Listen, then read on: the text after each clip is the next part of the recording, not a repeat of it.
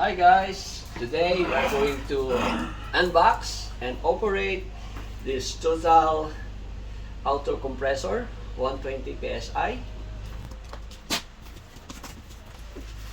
So we have here a selections of nozzles, 4 nozzles that we can use to inflate different inflatable objects.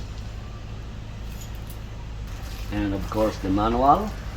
So the manual says it is 12 to 13.5 volts, 18 amperes, 45 liters per minute, and maximum pressure of 120 psi. So it comes with a bag,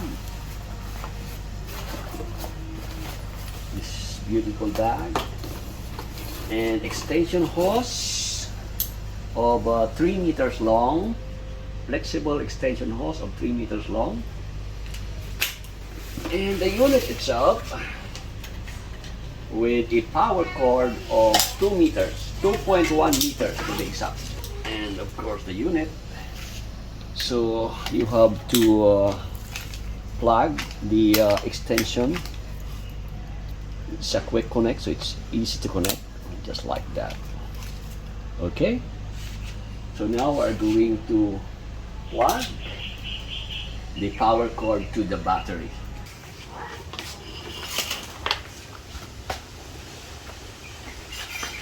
So red to red and black to black, just like that, right?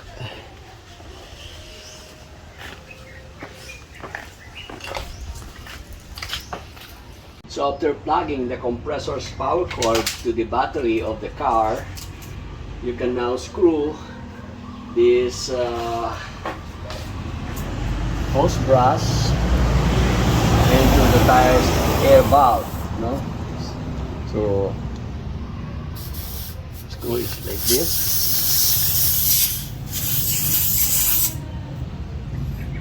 This will make sure that it is tightly secured, and you can see here it's around 22 psi.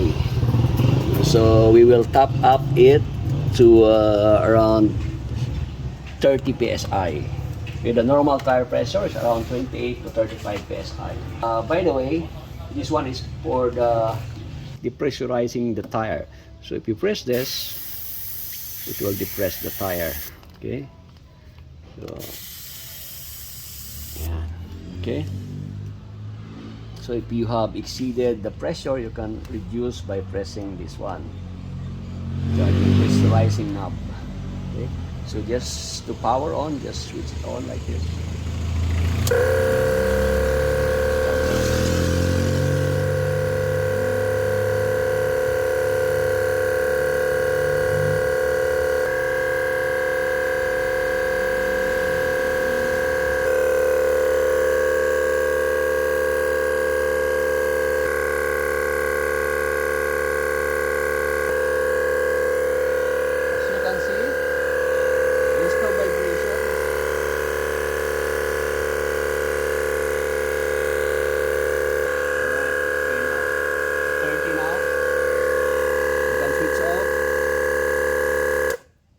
Can remove.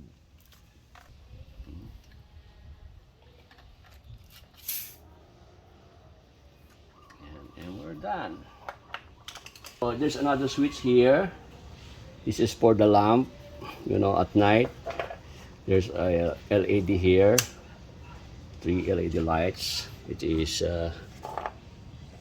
very useful at night.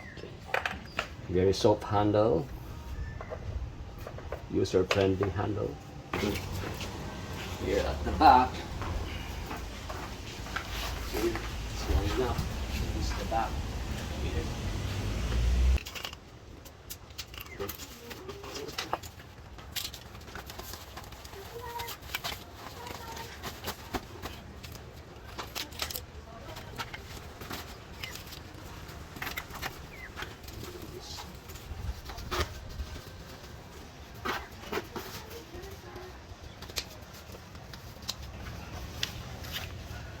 fit it.